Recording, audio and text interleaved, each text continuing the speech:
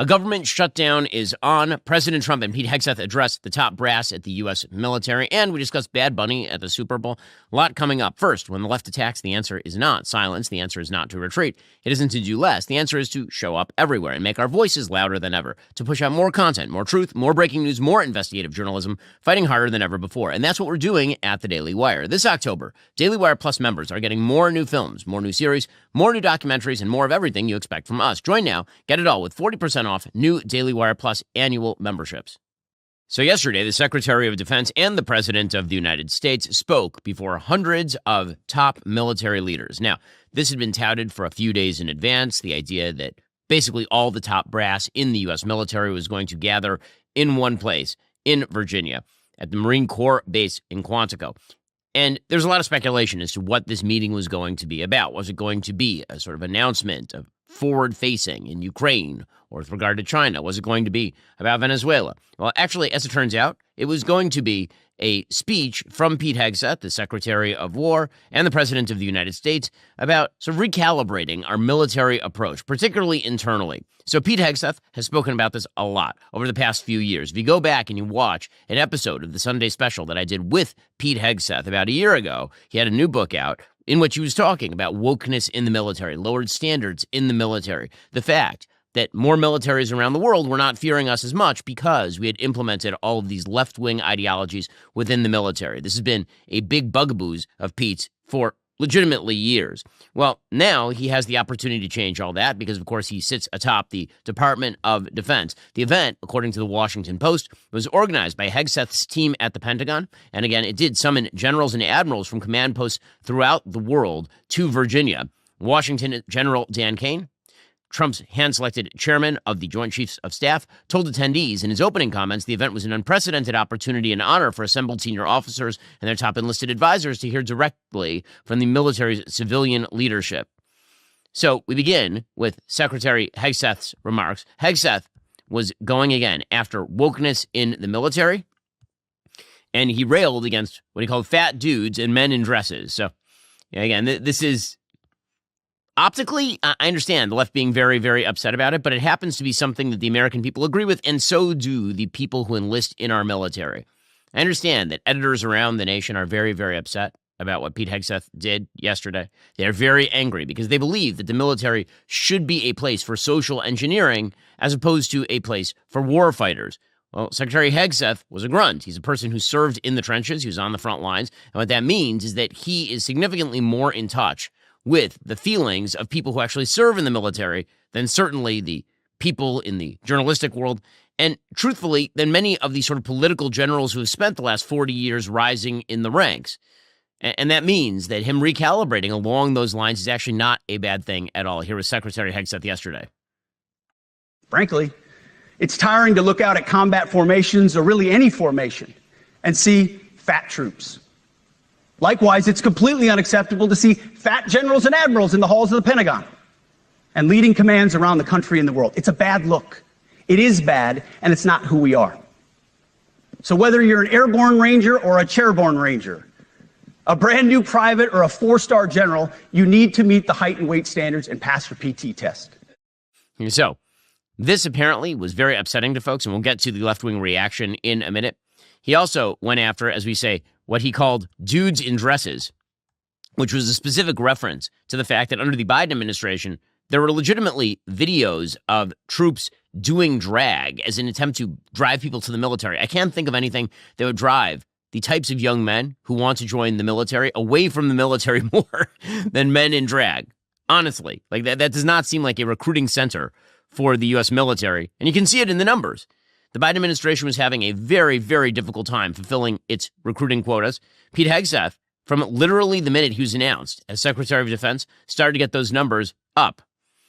So Hegseth apparently said, quote, no more identity months, DEI offices, dudes in dresses, no more climate change worship, no more division, distraction, gender delusion. Okay, that's, I mean, it's on point. Here he was saying just that. This administration has done a great deal from day one to remove the social justice, politically correct, and toxic ideological garbage that had infected our department, to rip out the politics. No more identity months, DEI offices, dudes in dresses. No more climate change worship. No more division, distraction, or gender delusions. No more debris. As I've said before, and will say again, we are done with that. And again, people are apparently angry at this. And there's a fair bit of gaslighting going on here. So the way that this works is that the left takes institutions and they skew those institutions. And then when somebody who is not of the left takes over the institution and says, we're going to unskew it, the left says, how dare you politicize? How dare you do this? And they do this with so many institutions in American life. So take higher education. They will take higher education, which used to be a domain designed to actually create better American citizens, people who are in touch with their civilization. It took an institution that was supposed to be at least titularly nonpartisan and turned it highly partisan and of the left. And then people get in power who are not of the left, and they say, let's shift it back. Let's shift it back towards center. And the left says, how dare you touch our hallowed institutions? How dare you attempt to change the underlying politics of that institution? The same thing in the military. There was an attempt by the left to hijack the military and use it for a wide variety of social engineering causes, ranging from climate change to DEI to gender identity. And now, when the right takes over and says, hey, we're not going to do any of that stuff, we're actually going to go back to status quo ante, where the military was about winning wars, how dare you? How dare you politicize? How dare you intervene? How dare you get involved in the politics? Hey, understand that it's an exercise in gaslighting. The left is perfectly willing to gut these institutions and wear their faces around like a mask from Silence of the Lambs. But the minute that the right says, let's restore those institutions to what they were before, the left then claims politicization. It's nonsense. Hegseth specifically went after General Mark Milley. You remember Milley was the person who suggested that he had to examine his own white privilege, among many other wonderful lines from the former general. Here was Hegseth saying, we need more like Patton and fewer like Mark Milley. The new compass heading is clear. Out with the Shirellis, the McKenzies, and the Millies, and in with the Stockdales, the Schwarzkopfs, and the Pattons. More leadership changes will be made, of that I'm certain. Not because we want to, but because we must. Once again, this is life and death. The sooner we have the right people, the sooner we can advance the right policies. Personnel is policy. Okay, so, again, he's not wrong about any of this. Now, it happens to be true when he says that he doesn't want fat generals or fat admirals walking around. We've had some overweight generals before who were pretty good generals. I mean, Norman Schwarzkopf, who was name-checked there by Hegseth, was pretty famously a little bit on the tipping the scales side of the weight spectrum. With that said, the general idea here is, again, not wrong. And Hegseth says, listen, we're not going to use softened standards. Okay, there's been an attempt to inject diversity into the military by lowering standards. It's one thing if diversity is a byproduct of quality. It's another thing if we lower quality standards in order to ensure diversity. He says, we are going to ensure the highest male standards in the military. If you meet it, great. If you don't, tough. Today, at my direction, each service will ensure that every requirement for every combat MOS, for every designated combat arms position, returns to the highest male standard only. Because this job is life or death. Standards must be met. And not just met, at every level we should seek to exceed the standard, to push the envelope, to compete. It's common sense. And core to who we are and what we do, it should be in our DNA. Now, again, all of this does seem pretty commonsensical, and as Hegseth says, high standards shouldn't be controversial. They shouldn't be toxic. High standards should be the standard. Upholding and demanding high standards is not toxic. Enforcing high standards, not toxic leadership. Leading warfighters toward the goals of high, gender-neutral, and uncompromising standards in order to forge a cohesive, formidable, and lethal Department of War is not toxic. It is our duty, consistent with our constitutional oath. Now, again, not wrong about that. And Hegseth makes the point that none of this should be political. Really, I mean, what's more political? Saying that we ought to appoint generals by race and gender, or that we should not appoint generals by race and gender? Obviously, the second is significantly less political than the first. The media, of course, treat that as the reverse. Here's Hegseth saying, listen, we need strong apolitical leadership in the military. If I've learned one core lesson in my 8 months in this job, it's that personnel is policy. Personnel is policy. The best way to take care of troops is to give them good leaders committed to the warfighting culture of the department. Not perfect leaders, good leaders. Competent, qualified, professional, agile, aggressive, innovative, risk-taking, apolitical, faithful to their oath and to the Constitution. Now, again, the reality is that the recruitment numbers have been up under Hegseth. They were rising under the latter days of Joe Biden, and then they really skyrocketed under Hegseth, specifically because of all of this stuff. Already coming up, the left is very upset about Pete Hegseth's comments. Very, very upset. Plus, we'll get to the government shutdown and all the latest breaking news on it. First, have you heard of the audience effect? It's that psychological theory that every person's behavior changes when they know they're being watched. Everybody becomes more rigid, more performative.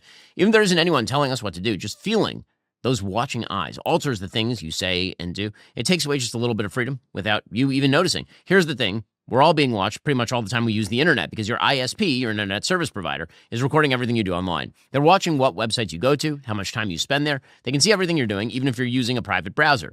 Don't want to fall victim to this digital version of the audience effect? Well, you don't have to. You can just do what I do and get ExpressVPN. With ExpressVPN, 100% of my online activity is rerouted through secure encrypted servers. This makes it impossible for my ISP to see what I'm doing online. ExpressVPN also hides my IP address. That's the number that identifies you on the internet. Data brokers use it to build a profile on you, then sell it to marketers and other companies. ExpressVPN is easy to use. It takes one click, and it works on all your devices, phones, tablets, smart TVs, desktops, and you can have it on up to 14 devices all at once, so you can give the gift of privacy and freedom to your whole family.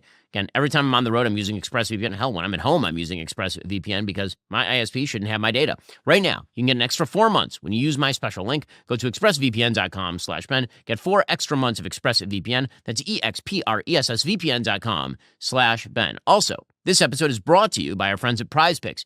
You and I make decisions every day, but on PrizePicks, being right can make you some money. Don't miss any of the excitement this season on PrizePicks, where it's good to be right. Producer Jake has been raking it in this football season. This coming Sunday, Jake made picks in that Giants versus Saints game and the Broncos versus Eagles game. He loves how simple the interface is. And no, I'm not going to tell you how he actually picked, because that would be giving it away. PrizePicks is the daily fantasy app that makes football even more exciting by letting you create lineups in less than a minute. Just choose more or less on at least 2 player projections and you're in the game. This season brings something brand new, Stacks. That's the only feature that lets you select the same player up to 3 times in one lineup. So if you're very confident in a quarterback's passing, rushing, touchdowns, you can put all of those projections together with options like flex play for added wiggle room or power play for bigger potential payouts, plus features like injury reboots that protect your lineup if a player leaves early. PrizePicks puts you in control. Available in over 40 states with fast and secure deposits through Venmo, Apple Pay, MasterCard, and more. It's America's #1 fantasy sports app for a reason. Download that PrizePicks app today. Use code BEN to get $50 in lineups after you play your first $5 lineup. That's code BEN to get $50 in lineups after you play your first $5 lineup. PrizePicks. It's good to be right. Now, for some reason, again, members of the sort of journalistic contingent, and I use that term loosely because we're talking about the ladies of The View, are very upset about this. And I definitely want to hear military advice from the ladies of The View. I cannot think of a better chiefs of staff meeting than the ladies of The View. Here they were, confused as to why Pete Hegseth would want physical fitness in the military. After all, why don't we want the morbidly obese across our military?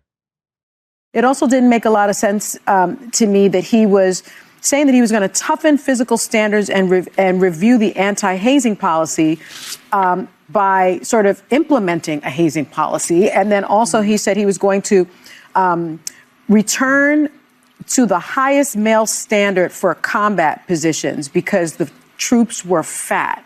Yeah. I don't understand how that was supposed to be an uplifting message for our military. Maybe he's referring to Colonel Sanders. It was really a bizarre thing. I'm confused as to why that's bizarre. Why is any of that bizarre? I mean, is the idea supposed to be, again, that we don't try to meet standards? Is the idea that the military is supposed to just be a place that makes the ladies of The View feel comfortable? The military is designed to go break things and do bad things in the night that need to be done to keep all of us safe so the ladies of The View can sit there and caterwaul about the latest Mel Gibson movie. Right? That is what the U.S. military is designed to do. And that requires civilian leadership that is deserving. A civilian leadership that actually understands why the military is there. Molly Jong-Fast, again, it is hilarious to me that the left keeps trotting out some of the worst people that they can possibly trot out optically to criticize policies like this. Molly Jong-Fast, she of the multicolored hair, also slammed Hegseth and President Trump. I think we're going to see pushback to this. I think a lot about the Vietnam War, which was sort of a moment in an end of discrimination. There was the Army really focused on making an anti-discrimination, and they ended up really helping the Army in a lot of different ways because people were it was just a much more egalitarian force, and it ended up being really great for the military. I mean, woke doesn't come from recent, it comes from experience in the military. So I do think this is kind of bizarre. And if you think about Winston Churchill, the idea that people have to be thin in order to run the military seems kind of wild. Winston Churchill was the civilian leader of the British military during World War II. Bernard Montgomery was not famous for being a giant tubbo.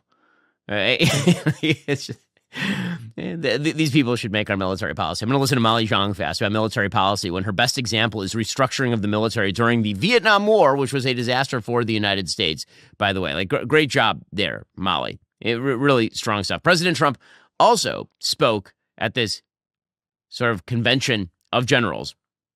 And there he said that we were going to start using the military to crack down on what he called enemies within. Here was President Trump telling the troops he has their back. This is a big thing, by the way. It really is. You would hear this from Democratic politicians who say, we'll have your back. But then they would put in place rules of engagement that literally made it impossible for members of the military to do their job. There's been a major issue as long as I have been alive and longer. The rules of engagement put in place by political generals and politicians who don't actually seem to make a first priority out of protecting American troops. Our troops need to be engaged in war in ways that allow them to both achieve their mission and protect themselves, and putting them in no-win positions where they believe that if they do their job, they're suddenly going to be court-martialed based on political considerations. That is a disaster area. And it leads, by the way, to worse military outcomes. Not only that, in the end, it actually leads to more civilian casualties, because what you end up doing in order to avoid domestic casualties, like American military casualties, is fly 30,000-foot sorties, like the Clinton administration was famous for doing. If you use air power, you don't have to worry about your soldiers getting killed. You just end up killing more civilians. And that's the outcome of very, very tight rules of engagement, is the temptation to use air power as opposed to using power on the ground. And war is a messy business. And you do need leadership that will back up the men and women of the armed forces. Here's the President of the United States yesterday. In this effort, we're a team, and so my message to you is very simple. I am with you, I support you, and as president, I have your backs 100%. You'll never see me even waver a little bit. It's the way it is. And that includes our great police officers and firemen and all of these people that are doing so well. Together over the next few years, we're going to make our military stronger, tougher, faster, fiercer, and more powerful than it has ever been before. The president went on to say that the goal here is to protect the republic. That is the point of military power. It's not just about flexing. It's about protecting American interests. We're bringing back a focus on fitness, ability, character, and strength. And that's because the purposes of American military is not to protect anyone's feelings. It's to protect our republic. And it's the republic that we dearly love. It's to protect our country. We will not be politically correct when it comes to defending American freedom, and we will be a fighting and winning machine. We want to fight, we want to win, and we want to fight as little as possible. You have to count on people like me to keep you out of wars, because we don't want to go into wars. Yeah, President Trump then said the goal here is to reawaken the warrior spirit and move away from a spirit of political correctness. Together we're reawakening the warrior spirit, and this is a spirit that won and built this nation, and from the cavalry that tamed the Great Plains to the ferocious, unyielding power of Patton Bradley and the great General Douglas MacArthur. These are all great men. Okay, the president also discussed what he called the enemy within. And there he was talking about criminality. He essentially said, listen, if we have to use the military to quell criminality and enforce federal law, then that is precisely what we will do. He actually said this is a pretty good training ground for America's military forces. Now, of course, this scares the hell out of people who are on the left predominantly because they believe that this means a fascist takeover of the United States. That is not what he is talking about. And the president uses colorful language. He exaggerates. He uses superlatives. It's a thing that he does. But if you truly believe the president is about to launch like an armed takeover of all auspices of the United States, that is silly. The goal here in terms of building up the military is to be so strong that nobody challenges us. This is the thing. People who characterize President Trump as an isolationist completely miss his entire foreign policy. He is not an isolationist. He is a foreign policy realist who is hesitant to use American force, except when it is in America's interest. And he wants limited use of America's force, even when it is in America's interest. And the goal is to actually use the power of intimidation to get things done, which means credible threat of use of force. That is the nature of foreign policy. Here is the president saying we have to be strong enough that nobody actually challenges us in the first place. But as leaders, our commitment to every patriot who put on the uniform is to ensure that American military remains the most lethal and dominant on the planet, not merely for a few years, but for the decades and generations to come, for centuries. We must be so strong that no nation will dare challenge us, so powerful that no enemy will dare threaten us, and so capable that no adversary can even think about beating us. Now, again, all of that is true. And listen, no Trump speech would be complete without him making fun of Joe Biden's inability to walk downstairs. The man's he came in a one-of-one package. There are no more like President Trump. Here we go. America is respected again as a country. We were not respected with Biden. They looked at him falling downstairs every day. Every day the guy's falling downstairs. He said, "It's not our president. We can't have it." I'm very careful, when I walk downstairs I'm on stairs, like these stairs. I walk very slowly. Nobody has to set a record. Just try not to fall, because it doesn't work out well. Okay, well, as we say, this is all geared toward a military strategy that is supposed to intimidate our enemies. That does mean, in terms of actual foreign policy, that we have to be on a forward footing vis-a-vis our enemies. And this brings up the question of the so-called national defense strategy. So, the Washington Post has a piece about the Department of Defense and a recalibration of our national defense strategy that is drawing critiques from some of our best officers, including General Dan Kane, Raising Kane, chairman of the Joint Chiefs of Staff.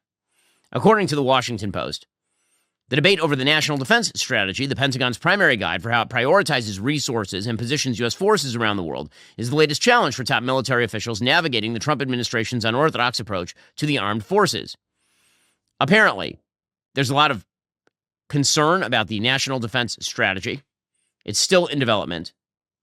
Apparently, Trump political appointees within the Pentagon's policy office drafted the strategy, which is now in its final edits. The assumption here is that it's people like Elbridge Colby, one of the undersecretaries of defense, who is making this play. He, of course, is very much on the isolationist side. His original sort of pitch was that he wanted to swivel America's force concentration from Europe and the Middle East over toward China to try and stand China down with regard to Taiwan and the South China Sea. That seems not to be particularly true. Elbridge Colby seems significantly more likely to stand America's forces down pretty much everywhere, because it doesn't seem as though he has a plan for the South China Sea or Taiwan, so far as I'm aware at this point. I would be happy to be reinformed of this.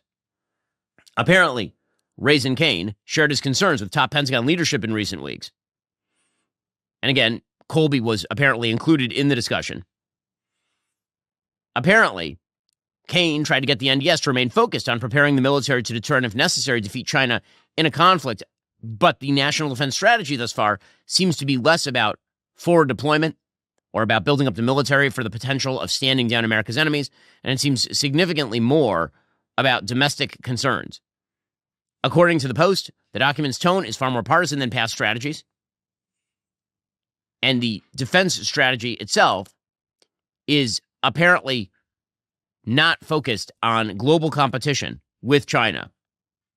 So, again, we will have to keep an eye on that, because the purpose, of course, of a lethal military is to stand down America's enemies.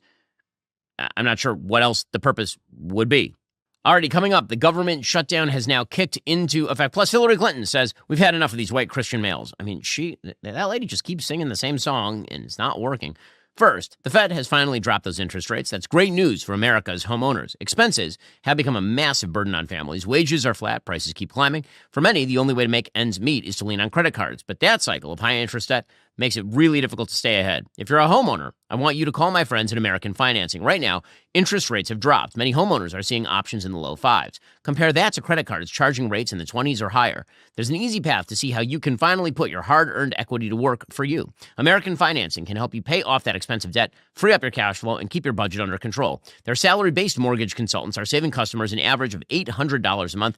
And if you get started today, you might even be able to delay your next mortgage payment. Take control. Call American Financing today, 866-574-2500, or visit americanfinancing.net/Shapiro. NMLS 182334, NMLSconsumeraccess.org. APR for rates in the 5 start at 6.327% for well-qualified borrowers. Call 866-574-2500 for details about credit costs and terms. Visit www.americanfinancing.net/Shapiro. Also, you know, most children's vitamins out there, they're loaded with teaspoons of sugar, artificial ingredients kids don't actually need. Well, this is where Hiya comes in. They've created an amazing chewable vitamin that kids actually love. The best part, 0 sugar, still totally delicious. Even the pickiest eaters approve. They've packed in 12 organic fruits and veggies plus 15 essential vitamins and minerals. It's non-GMO, vegan, allergen-free, and thoroughly tested for safety. That means you and I can both feel confident giving our kids vitamins made to this high-quality standard. Are you tired of battling with your kids to eat their greens? Hiya now has Kids Daily Greens plus Superfoods. It's a chocolate-flavored greens powder designed specifically for the kids, packed with more than 55 whole food ingredients to support brain power, development, and digestion. You just scoop, shake, sip with milk or any non-dairy beverage for a delicious and nutritious boost your kids will actually enjoy. They even send stickers with your first order so your kids can decorate the bottle and make it their own. We've worked out a special deal with Hiya for their best-selling children's vitamin. Receive 50% off your first order. To claim this deal, you have to go to hiyahealth.com/Shapiro. This deal is not available on their regular website. Go to hiyahealth.com/Shapiro. Get your kids the full-body nourishment they need to grow into healthy adults. Joining us on the line right now is the Vice President of the United States, J.D. Vance. Mr. Vice President, thanks so much for taking the time. Really appreciate it. Of course. Likewise. Thank you, Ben. So let's start with the news of the day. Obviously, the government shutdown is on. Democrats have decided that they would rather that a bunch of workers get furloughed and or fired than something. It seems unclear exactly what they want at this point. Can you clarify what exactly they are asking for in order to avert a government shutdown? Yeah, so it's a great question because their demands have changed a little bit. If you go back even a couple of months ago, the Democrats were basically saying we have to shut down the government because Donald Trump is a fascist, and to allow him to have an open government would be to be complicit in whatever bad things Donald Trump is doing. So that was obviously childish and ridiculous. They updated their demands a couple of weeks ago, and they actually sort of put forward this $1.5 trillion spending plan for 3 months of the government being open, and hundreds of billions of dollars of that was literally, we want to give taxpayer-funded healthcare benefits to illegal aliens. Now, that's, of course, preposterous. And so now, even though last night they still support the taxpayer-funded benefits for illegal aliens, they've now added a third demand on top of that, which is that they want us to work on the premium support for Obamacare, which doesn't even run out until next year. So the basic argument, as far as I can do, you're asking me to sort of get into the heads of Democrats, which is always a dangerous thing to do. The best way I can present this argument from Senate Democrats, Ben, is that for a program that doesn't expire until next year, they want to shut the government down now. And if we don't give them everything they want, from taxpayer-funded benefits for illegal aliens to everything else on the healthcare front, they're going to keep the government shut down. I don't think that's a tenable situation. I think you saw some moderate Democrats crack even last night. And just on that, this is actually a very important point, because if you go back to yesterday afternoon in the Oval Office, I was talking with the president and some of our legislative team. He said, how many votes do you think we'll get? I said, well, we'll get nearly every Republican to keep the government open, but we'll probably get one Democrat to keep the government open too. We actually got 3. And so you already see, I think, the Democrats cracking a little bit, because they realize it's such a preposterous position to say, we're going to shut down TSA, we're going to not pay our troops because you guys won't give us benefits for illegal aliens. It's crazy, and I don't think it's a tenable political situation for them to be in. So, Mr. Vice President, one of the things the legacy media have been picking on you for specifically, but the administration in general, is the claim that you're making that they want taxpayer benefits for illegal immigrants. They suggest, of course, that it's against the law for federal taxpayer dollars to go to illegal immigrants, but the truth is something different. They are trying to revise the terms of the one big beautiful bill, specifically the terms that have to do with restricting the amount of state aid that can be reimbursed by the federal government that goes to illegal immigrants. Is that correct? Yeah, that's exactly right. So there's always a sleight of hand. The Democrats play tricks with words here, but there are two very specific ways, and you can look at the legislative text, two specific ways in which the Democrats are asking us to give taxpayer-funded health care benefits for illegal aliens. The first of which is, if you're an American citizen and you've been to a hospital in the last 4 or 5 years, you probably notice wait times are especially long, and there's a very good chance that there's a person who's ahead of you in line who is an illegal alien. The reason that is because under the Biden administration, we would pay all of the hospital benefits for illegal aliens if they went to an American hospital. Now, that's bad for American citizens who want to use those services. It's also bad for American taxpayers who don't want to pay for illegal aliens to use those services. So that we turned that program off in President Trump's one big beautiful bill. The Democrats want to turn it back on, and that would cost, again, hundreds of billions of dollars. There's a second way they want to pay for health care benefits for illegal aliens. And to get into the weeds a little bit, if you remember, the Biden administration did mass parole. So they took millions of illegal aliens. They would wave the magic wand of amnesty and say, no, these are no longer illegal aliens. They are now parolees because we're not going to deport them. And then they would give those parolees healthcare benefits funded by taxpayers. We turned that off as well, and Democrats want to turn it back on. So it's just a matter of fact. As much as they try to change the words that they use and hide from the reality of the policy, it's a matter of fact that there are two programs that total hundreds of billions of dollars, taxpayer-funded healthcare benefits for illegal aliens. The Trump administration turned it off. Democrats want to turn it back on. And it's not just that we have a policy disagreement here. As crazy as that one is, it's not just they want to turn those benefits for illegal aliens back on. It's that they're willing to say that our troops aren't going to get paid until Donald Trump relents and turns those benefits for illegal aliens back on. It's preposterous. It's bad policy. But we also are not going to negotiate with hostages here, which is why the government is shut down right now, because the Democrats have taken it hostage. And if they want to turn it back on, there is a clean, easy piece of legislation that nearly every Republican supports. They should just vote for it, turn the government back on, and then we can have the debate about healthcare policy that they seem to want to have. So, Mr. Vice President, can you tell us a little bit about the sort of threat that's been issued by the administration that some of the people who are being furloughed may just not come back? Obviously, the administration has been very practical in its use of executive power in order to cut the size and scope of government. That's what DOJ originally was about. The president has, of course, gone into every area of the federal government looking for places to cut waste, fraud, and abuse. And the president himself has said that this may be an opportunity to do more of that, even though Democrats are the ones initiating the shutdown. Can you give us some details as to what that means? Yeah, of course, Ben, we'd love to cut the size of government more. We'd actually love to cut the amount of money that the government's spending even more. But we're not going to shut down the government to get our policy priorities. That's basically all what we're asking the Democrats to do is, look, let's have that policy disagreement. Let's not shut the government down over it. But to answer your specific question, I mean, what's basically happened here is that the Democrats are saying we're going to shut the government down. And we're saying, well, look, if you're going to shut the government down, we have to ensure that as many essential services as possible still function.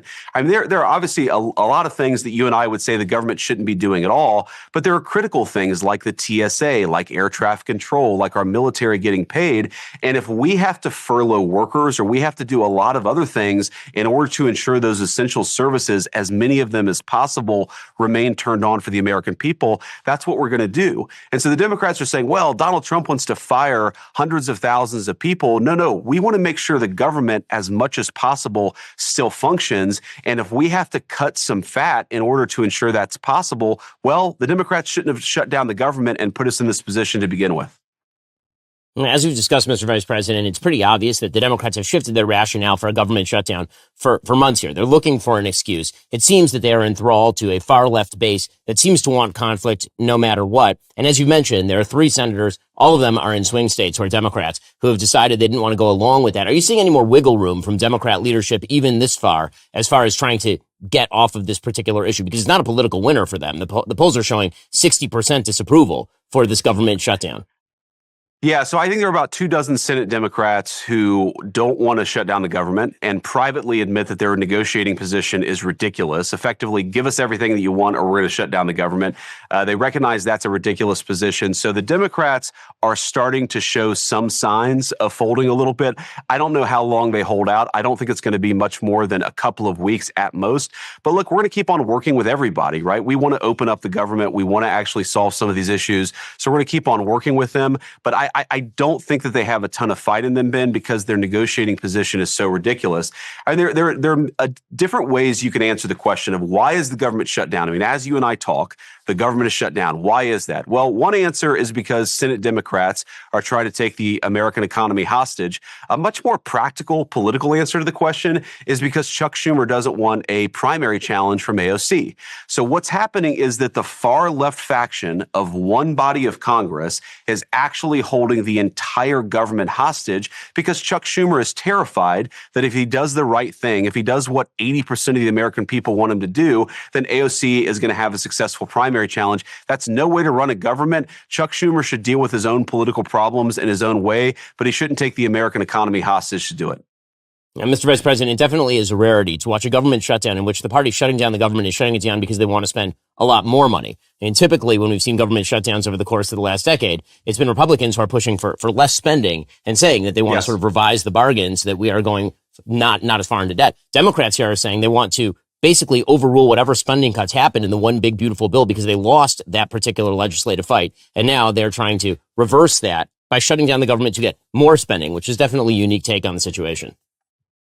It's a very unique take on the situation, Ben, and it's a preposterous number if you look at what they're asking. I mean, this is what's called a continuing resolution. It just continues spending at the level that it currently exists today, which again, Ben, I would like it to be lower, but we're not going to take the American economy hostage over these disagreements. So we're trying to keep the government open basically for about 3 months. That's it. And in order to keep the government open for 3 months, the Democrats are saying, give us literally $1.5 trillion of new spending. That is the price. So they've taken their hostage and their price is $1.5 trillion of new spending. Again, like we talked about, a lot of which goes to healthcare benefits for illegal aliens. So it's bad policy. It's actually bad fiscal management. Republicans want to cut the amount of money that the government is wasting. Democrats want to increase it, and they're willing to shut down the government for their very ridiculous demands. That's why it's such a losing position politically. Well, Mr. Vice President, I know you've got a very busy day. Hopefully that will involve negotiations with more reasonable Democrats. Thank you so much for taking the time. Really appreciate it. Thanks, Ben. Take care. Well, there's a constant suggestion that during a government shutdown, everybody gets fired. The entire government shuts down. Everyone dies. Just like during net neutrality. So I asked our friends and sponsors over at Comet, a project of Perplexity, what percentage of the federal workforce continues to work during a government shutdown? And the answer is, during a government shutdown, about 60 to 75% of the entire federal workforce continues to work, either because they are considered essential or they're funded through sources not affected by annual appropriations. Recent estimates from the Trump administration indicate less than a quarter of federal employees would be furloughed, meaning about 77% would continue to work using newer contingency plans for the 2025 shutdown.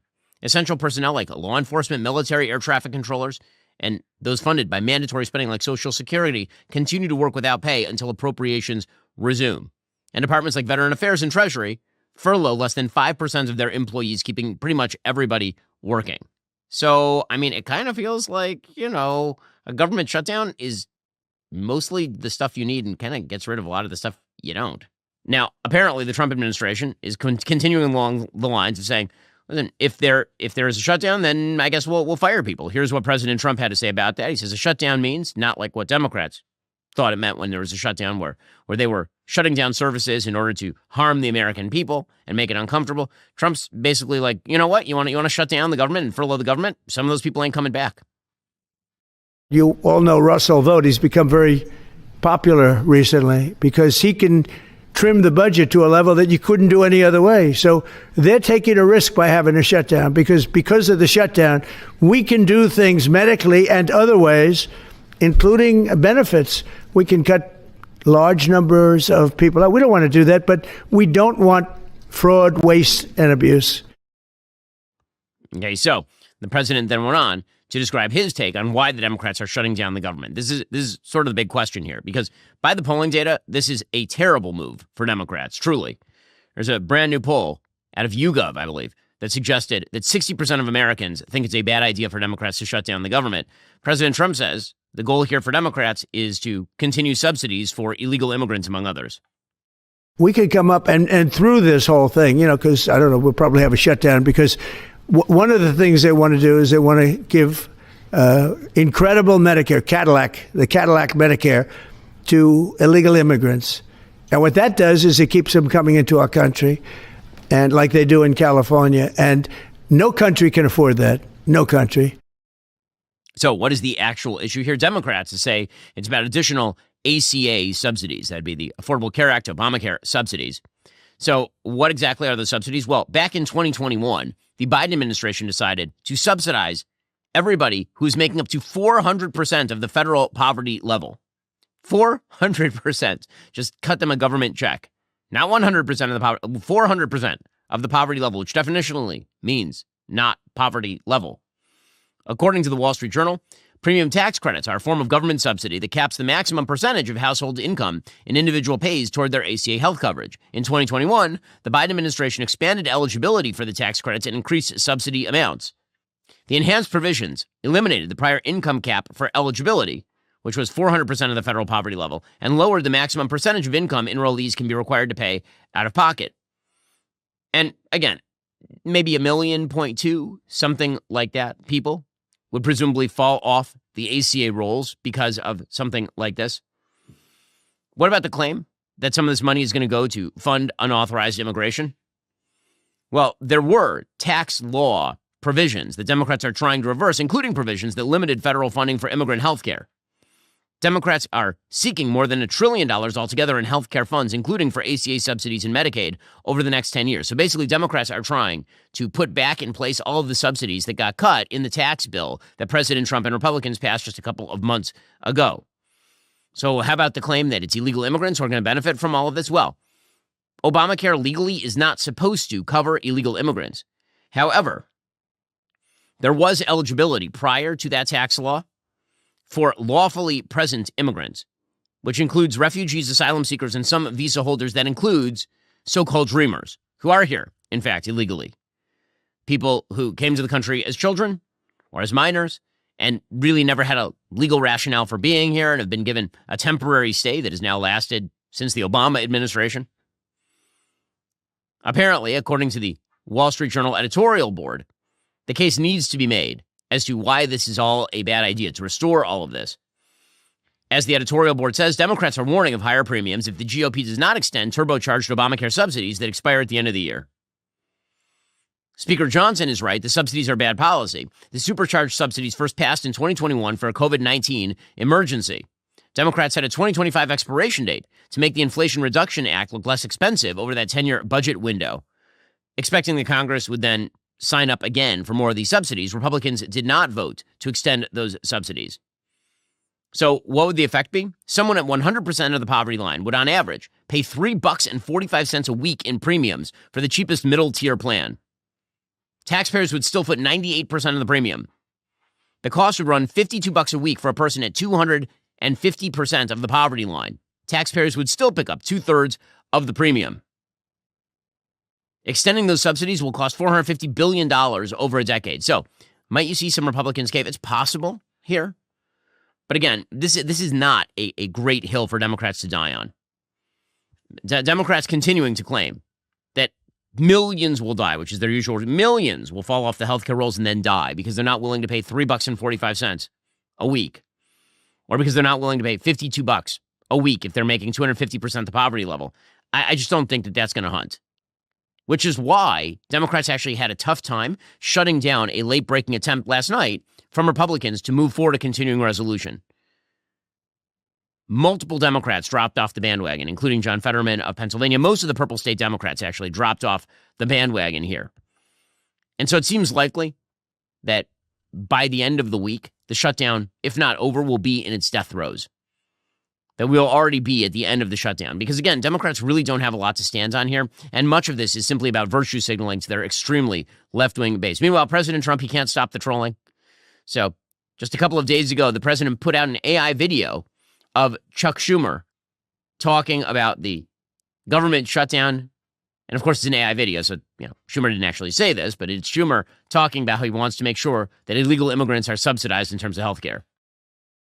Look, guys, there's no way to sugarcoat it. Nobody likes Democrats anymore. We have no voters left because of all of our woke trans bullshit. Not even black people want to vote for us anymore. Even Latinos hate us. So we need new voters. And if we give all these illegal aliens free health care, we might be able to get them on our side so they can vote for us. They can't even speak English, so they won't realize we're just a bunch of woke pieces of shit, at least for a while until they learn English and they realize they hate us too. Well, Democrats then got very upset at President Trump because how dare he use this sort of racist imagery. In the video, of course, you can see Schumer arguing for illegal immigrants to get free health care, and mariachi music is playing in the background. And then Schumer, in AI, says that there's no way to sugarcoat it. Nobody likes Democrats anymore. And it has Schumer standing next to Hakeem Jeffries, and Hakeem Jeffries, in that AI video, has a handlebar mustache and is wearing a sombrero. This prompted Hakeem Jeffries to say that bigotry will get you nowhere, cancel the cuts, lower the cost, save healthcare. We are not backing down. And then Schumer put up a post on X, quote, if you think your shutdown is a joke, it just proves what we all know. You can't negotiate. You can only throw tantrums. Guys, you're throwing a tantrum over a dumb AI video of Hakeem Jeffries with a handlebar mustache and a sombrero. I got to tell you, it ain't working. Well, President Trump never won to stop the trolling, President Trump. He then put out a video that was actually a real video of Hakeem Jeffries talking about the shutdown with Lawrence O'Donnell and virtue signaling about how you can't make jokes about this, except this time the AI cuts in and Hakeem Jeffries gets his mustache and his sombrero back, as well as an entire mariachi band of President Trump playing the guitar. It's a disgusting video, and we're going to continue to make clear bigotry will get you nowhere. We are fighting to protect the health care of the American people in the face of an unprecedented Republican assault. We live in both the dumbest and the funniest timeline. I gotta say, this is all of our life now. This is the business we have chosen, my friends. Coming up, the left keeps just kind of running into a buzzsaw. It's kind of amazing. Hillary Clinton is out there saying that white Christian men need to be stopped. Zohran Mamdani is out there claiming to be a hero of the Republic. It's all trash. I don't like it. But you know what I hate? Running out of something I actually need and then having to scramble to reorder it, especially when it comes to my health, because consistency is that big difference maker. That's exactly why I signed up as a Balance of Nature preferred customer. Every 28 days, my supplements just show up at the door without me even lifting a finger. No missed days, no, oh crap, I forgot to reorder moments. It's automatic, so it's consistent. And when it's consistent, it sticks. Here's what really got my attention. As a preferred customer, you're always getting the best price Balance of Nature offers.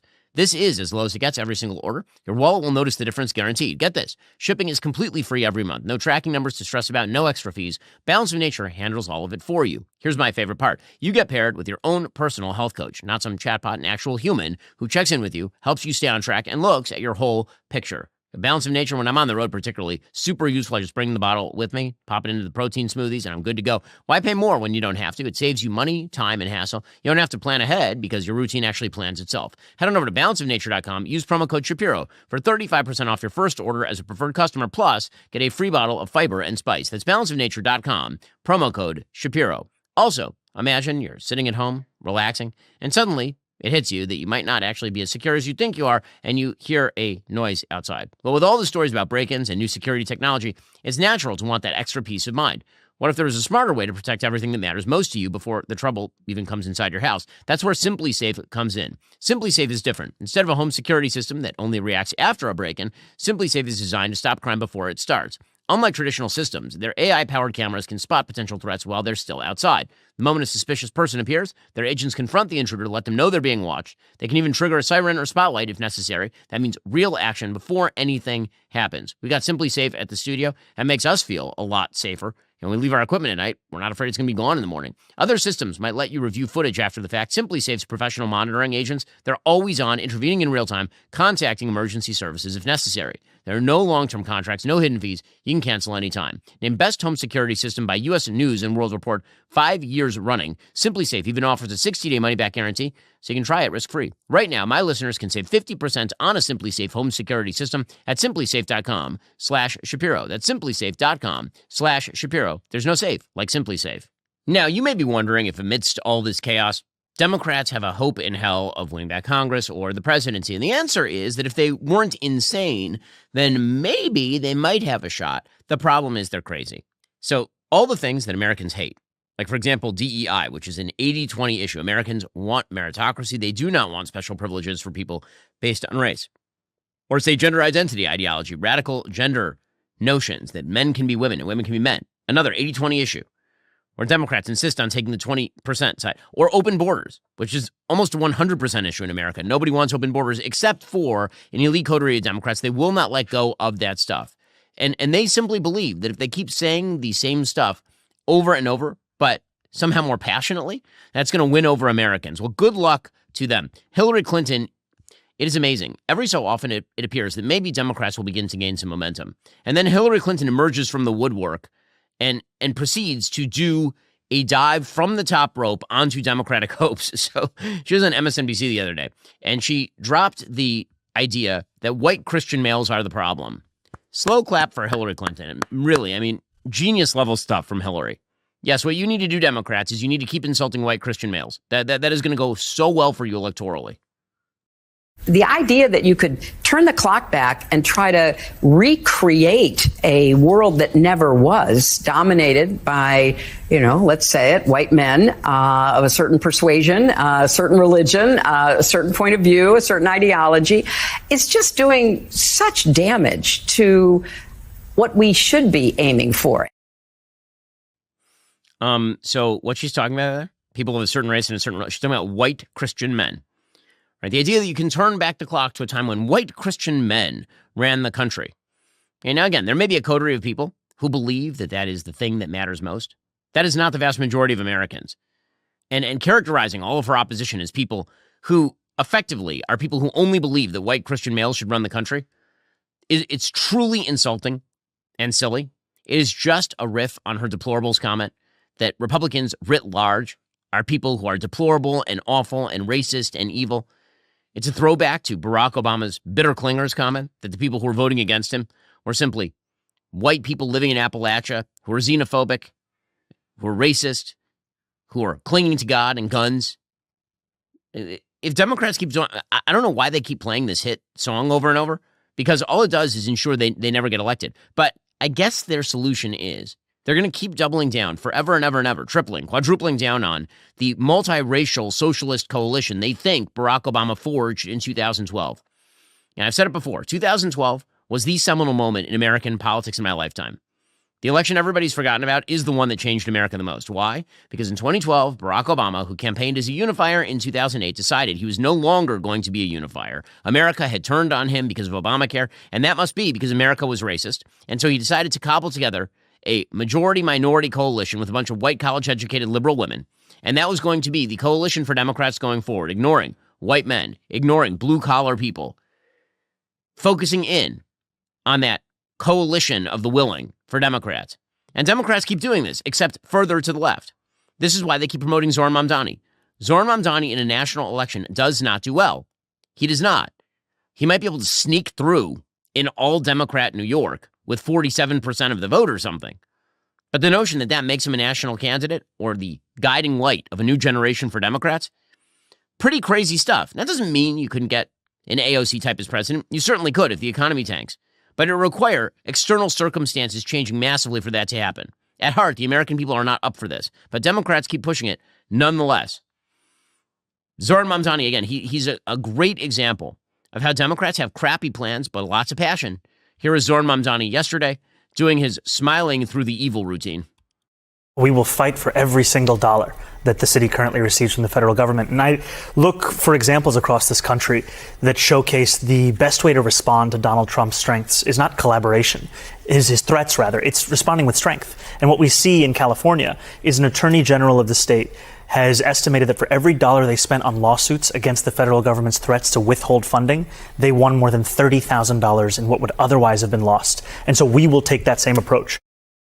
Oh, wow. Wow. The resistance. He is such a resistor. Amazing, amazing stuff.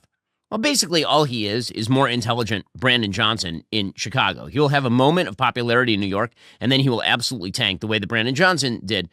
Brandon Johnson continues to claim that federal troops in Chicago protecting ICE officers, for example, and lowering crime rates is a bad thing that is fomenting chaos.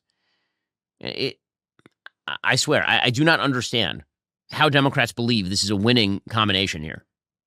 There's no way that anyone in this country should be okay with armed, militarized troops being sent to cities. These individuals, these brave women and men who sign up to serve and protect this country, they do not do it with being deployed against American citizens and residents in mind.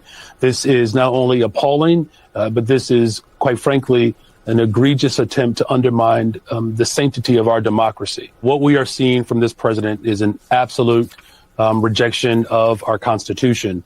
There is no one in the city of Chicago or cities across America that are calling for the militarized occupation of our cities. This is not about safety. This is not about immigration. This is about fomenting chaos and terrorizing the people of Chicago and cities across America. Okay, I'm not sure how many Chicagoans believe that more law enforcement means fomenting chaos and terrorizing neighborhoods. It seems to me that crime foments chaos and terrorizes neighborhoods, but Democrats got to keep doubling down. They got to keep doubling down. And the extreme language continues apace. Ilhan Omar continues to go after Charlie Kirk. She says that his legacy was bigotry and hatred. This, of course, is following commentary from Ta-Nehisi Coates saying the same thing. And Ilhan Omar literally wrote a letter to a judge some years ago trying to find mercy for people trying to join ISIS. But somehow the legacy of Charlie Kirk is bigotry and hatred from the most hateful person in Congress, Ilhan Omar. I have nothing to apologize for. It is a tragedy that Charlie Kirk was killed in that way. I feel for his widow and his children. They will have to live with that for the rest of their lives. But there is no legacy to honor. It was a legacy filled with bigotry, hatred, and white supremacy. Mm-hmm. And as a black woman and as a Muslim in this country, I refuse to join the chorus that changes the history of what is on the record from this man. Wow.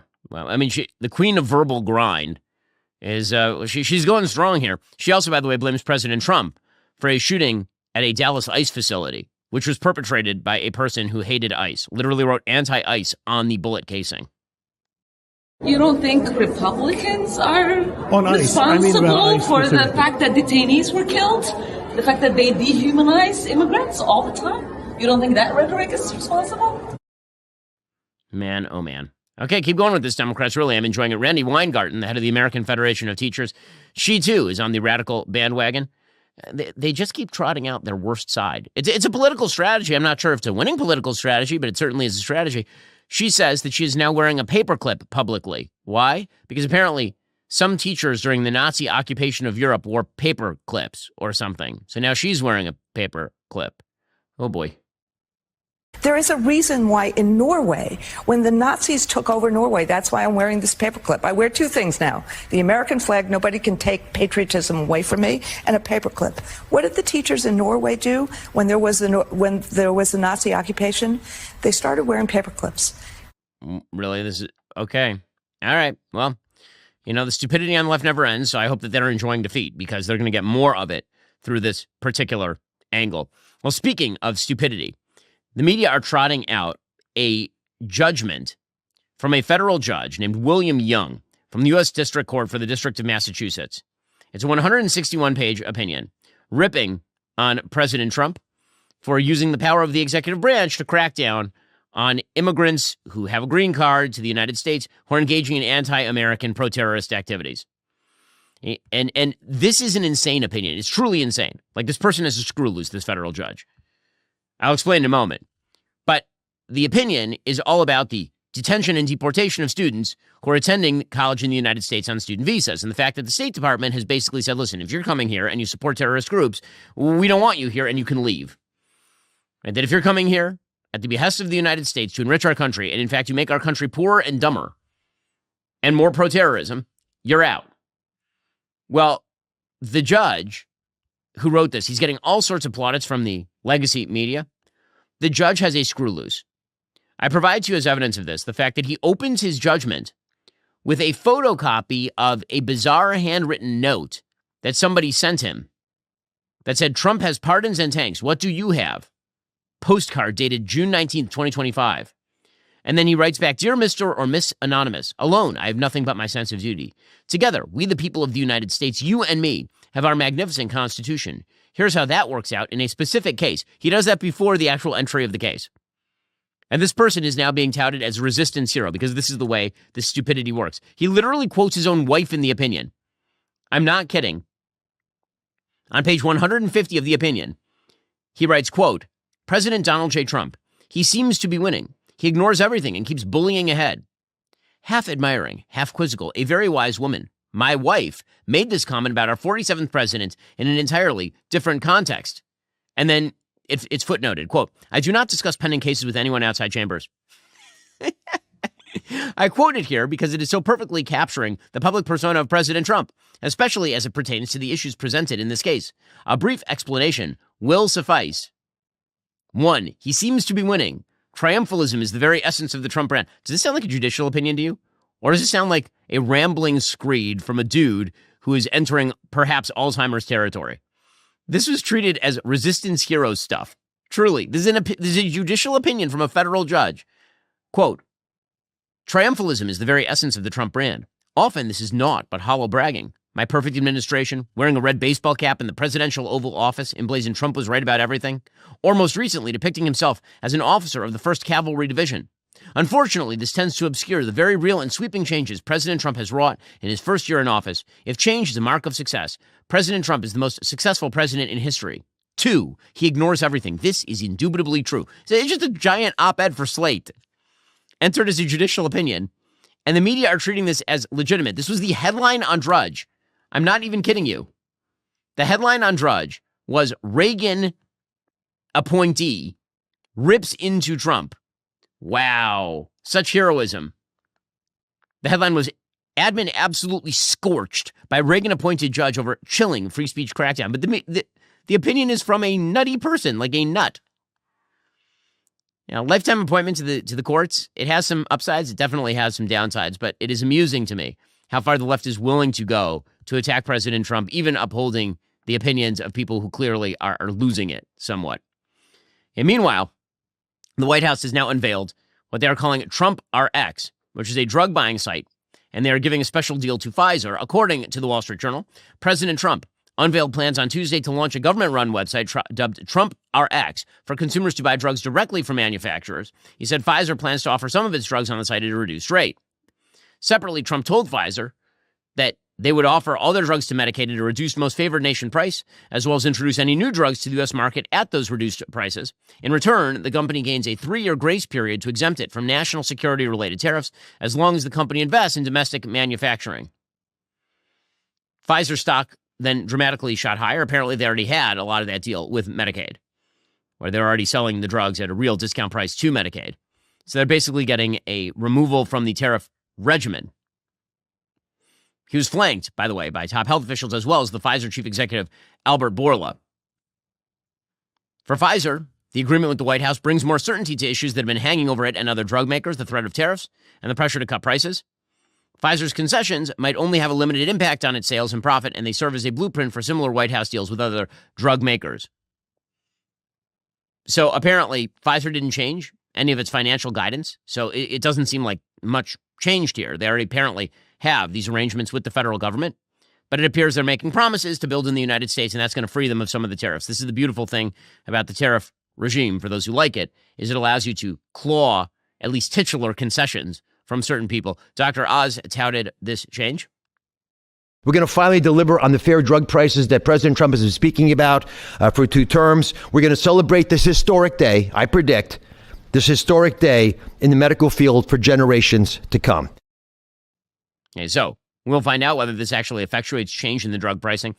Obviously, the big problem in drug pricing is that if this really were to have an impact on drug pricing in the United States, driving down profit margins or making these drug makers put out the drugs below profit margin, that has an impact on R&D.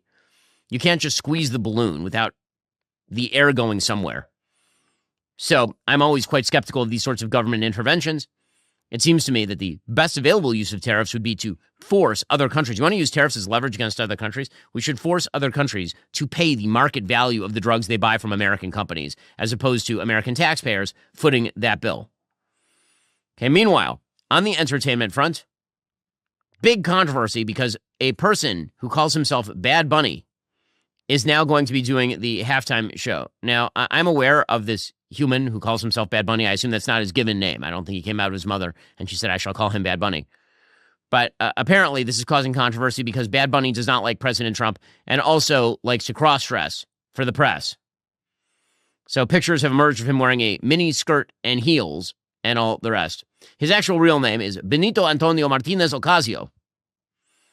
And he apparently had said he would not perform in the United States again because he disagrees with President Trump's immigration policies, but he is going to actually appear at the Super Bowl. So actually, I'm kind of in favor of this because showing that members of the entertainment community are just gigantic sellouts, that to me is just wonderful. I kind of enjoy that, actually.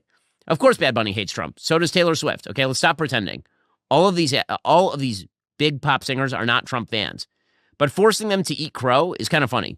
Like Bad Bunny's doing the halftime show, where he'll do some virtue signaling about how Trump is bad to Latinos or illegal immigrants or whatever he's going to do. He might do some of that stuff, but let's be clear. Dude's a total hypocrite. He wanted to take the check and the fame, and so he's coming back to the United States to perform. He had told the media, quote, honest, I can't risk the safety of my fans like that. Mainland America just doesn't feel necessary to me anymore. I've already performed there many times. Fans in the U.S. have had plenty of chances to see me perform live. Okay. I mean, whatever. People are saying the NFL doesn't know its audience by having Bad Bunny perform. Let's be real. The halftime show is not for the dudes. The football game is for the dudes. The halftime show is where we all go out to the bathroom and all the ladies then jet in to watch the halftime show. That's the real use of the halftime show. Again, I can't remember the last halftime show where men were like, gotta stay in for this. This is like vital watching. Have you ever been to a Super Bowl party? This is exactly what happened. So, everybody needs to calm down about the Bad Bunny at the Super Bowl thing. Yeah, he's a schmuck. Who cares? Meanwhile, again, the entertainment community being a bunch of giant sellouts, Jimmy Fallon, he now says that he's going to keep his head down to avoid politics. Why does he only say that now? He should have done that before. Like, they all should do that. It is unbelievably silly to me these late-night hosts feel the necessity to speak out politically when we have no interest in what they have to say politically. They tell jokes, usually bad jokes about politics. Here is Jimmy Fallon pretending he's been intimidated into silence. We hit both sides equally, and we try to make everybody laugh. And that's really the way our show really works. I mean, our monologues are kind of, the same that we've been doing since Johnny Carson was doing The Tonight Show. So really, I just keep my head down and making sure the jokes are funny. I have great writers, clever, smart writers, and we just, we're just trying to make the best show we possibly can and entertain everybody. Okay, well, again, that's not him being intimidated. That should be the typical viewpoint of people in late night. But late night is dying anyway, so it really does not matter. Okay, meanwhile, no late-breaking developments at this point on whether Hamas has accepted President Trump's tight deadline as far as releasing hostages at this point. Apparently, according to the New York Post, President Trump has given Hamas 3 or 4 days to accept that Gaza peace deal. Again, he presented that on Monday. It is now Wednesday. So it's not going to be long here before the green light is given and Israel basically just finishes the job. Let's be also very clear about this. If Hamas refuses, the deal that President Trump put forward is still the deal that's going to happen. It's just going to happen in the areas Israel already controls, which is nearly all of the Gaza Strip at this point. Israel, the IDF has been moving roughshod through Gaza City with minimal casualties. So the pressure is on Hamas. Here's the president saying so. We're going to do about 3 or 4 days. We'll see how it is. All of the Arab countries are signed up. The Muslim countries all signed up. Israel's all signed up. We're just waiting for Hamas. And Hamas is either going to be doing it or not. And if it's not, it's going to be a very sad end. And well, that pressure, that's real. And again, President Trump has done something incredible diplomatically by getting everybody in the world, literally, to unite against Hamas, which is the thing they should have done naturally. But they decided to revert to type and engage in their typical anti-Israel behavior. And President Trump has single-handedly swiveled that entire logic, which is amazing, truly amazing. Alrighty, folks, the show continues for our members right now. We'll jump into the mailbag. Remember, in order to watch, you have to be a member. If you're not, become a member, use code Shapiro, check out for 2 months free on all annual plans. Click that link in the description and join us.